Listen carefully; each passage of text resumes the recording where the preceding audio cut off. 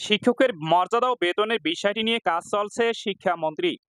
শিক্ষকের মর্যাদা ও বেতনের বিষয়টি নিয়ে কাজ চলছে বলে জানিয়েছেন শিক্ষামন্ত্রী মহবুল হাসান চৌধুরী নওফেল। শনিবার 4 মে শিক্ষা মন্ত্রণালয়ের ফেসবুক পেজে এক পোস্টে এ তথ্য জানানো হয়েছে।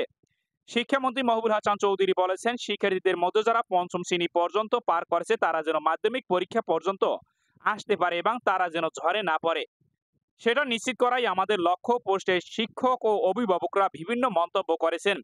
রিয়াজ রহমান নামে এক অভিভাবক মন্তব্য করেছেন, পঞ্চম শ্রেণীর পরে কেউ ঝরে পড়ে না, ঝরে পড়ে স্কুল থেকে কলেজে ওঠার সময় আর কলেজ থেকে বিশ্ববিদ্যালয়ে ভর্তির সময়। আসাদুজ্জামান আসাদ নামে এক শিক্ষক মন্তব্যর ঘরে লিখেছেন, মাননীয় মন্ত্রী মহোদয়, দয়া করে এমপিভুক্ত শিক্ষকদের বেতন ভাতা নিয়ে একটু কাজ করুন। এমপিভুক্ত শিক্ষকদের পরিবার খুব কষ্টে আছে। দেশে এমপিভুক্ত শিক্ষা প্রতিষ্ঠানের সংখ্যা প্রায় 33,000। প্রায় 6 লাখের মতো শিক্ষক কর্মচারী যারা মান্থলি পে অর্ডার বা মাসিক বেতন আদেশের মাধ্যমে সরকারের নিকট থেকে বেতন পান।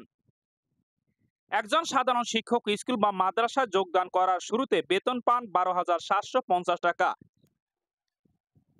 বিএড থাকলে আরো কয়েক হাজার বেশি পান। প্রতি বছর 5% হারে বেতন বৃদ্ধি পায় এবং একজন সাধারণ শিক্ষকের অবসরের সময় বেতন দাঁড়ায় প্রায় 28,000 টাকা। সরকারি স্কেল অনুযায়ী প্রধান শিক্ষক বেতন পান 33,000 থেকে 34,000 টাকা। ঈদ উৎসব ভাতা শিক্ষকদের জন্য বেতনের 25% আর কর্মচারীদের জন্য বেতনের 50%। পহেলা বৈশাখে 20% হারে উৎসব ভাতা পেয়ে থাকেন। এমপিভুক্ত শিক্ষকদের এ দেশের প্রায় 95% শিক্ষার্থী লেখাপড়া করে 33,000 বেসরকারি মাধ্যমিক স্কুল, কলেজ ও মাদ্রাসায়।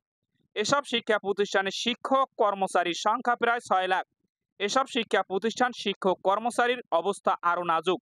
শিক্ষকরা বেতন বৃদ্ধির দাবিতে আন্দোলন করে আসছেন, স্মারকলিপি ও বিভিন্ন কর্মসূচি পালন করলেও এখন পর্যন্ত কোনো ইতিবাচক সাড়া দেয়নি সরকার।